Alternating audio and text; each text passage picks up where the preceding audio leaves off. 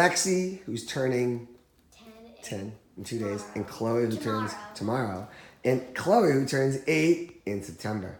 They're gonna show you guys how easy it is to put this display together. They've never seen it, and here we go. Good luck, girls. But with fabric. The goal of my video today is to show you that anybody in the field could probably put this together, because I have a 2nd grader and a 5th grader putting this together. All right. Good luck.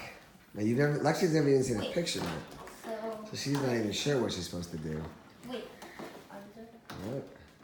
And then, Oh, wait, I think then we should, and then after we have to flip it over to bend the way. Nope, you don't need to do that. You'll see it's gonna all, look, Lexi's doing it perfectly.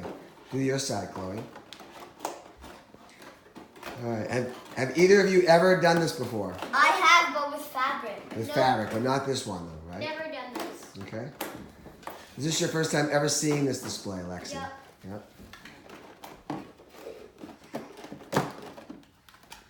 Again. Oh, is that upside down, you think? What do you think? Look at the photo, Lex. No, it's not upside down. Oh, wait. Wait, but that... Oh, wait. Okay, this is not turning. All right, we're making good progress here.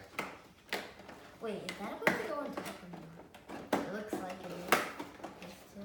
Okay, that's supposed to go on top.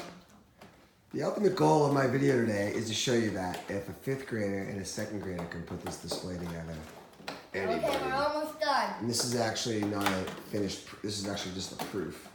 Did it! All right, stand it up. I want to see it. It Oh, took you guys wait. exactly No, it's 2 minutes. Ta-da! Wow, good job, guys. Pretty cool, huh? Yeah. Our Jack Daniels display was just put together by a 5th grader and a 2nd grader. Fifth, me second. All right.